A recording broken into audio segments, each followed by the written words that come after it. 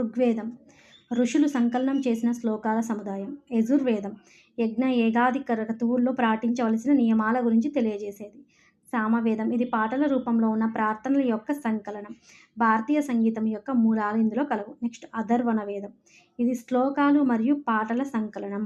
ఈ వేదాలతో పాటు మనకి ఇంకా కొన్ని ప్రధాన రచనలు కలవు. అవి వాటి బ్రాహ్మణాలు, అరణ్యకాలు, ఉపనిషత్తులు అండ్ రామాయణం, మహాభారతం వంటి ఇతిహాసాలు ఉన్నాయి.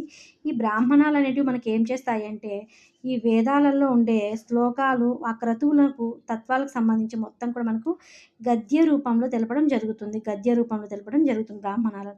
అరణ్యకాలు అంటే ఇప్పుడు యజుర్వేదంలో ఉంది కదా, యజ్ఞ యాగాది క్రతువులకు సంబంధించి ఆ టైప్లో ఈ క్రతువులు సంస్కారాల గురించి తెలియజేస్తూ విద్యావాదాన్ని గురించి తెలిపేది మనకు అరణ్యకాలు. నెక్స్ట్ ఉపనిషత్తులు అంటే ఆత్మ ప్రకృతి యొక్క రహస్యాలను గురించి తెలియజేసే మాతృక గ్రంథాలు ఏంటివి అంటే మనకు ఉపనిషత్తులు అని చెప్పడం జరుగుతుంది. ఇవన్నీ కూడా వేద సాహిత్యంలో 4 ప్రముఖ వేదాలు ఈ అంశాలకు సంబంధించి మనకు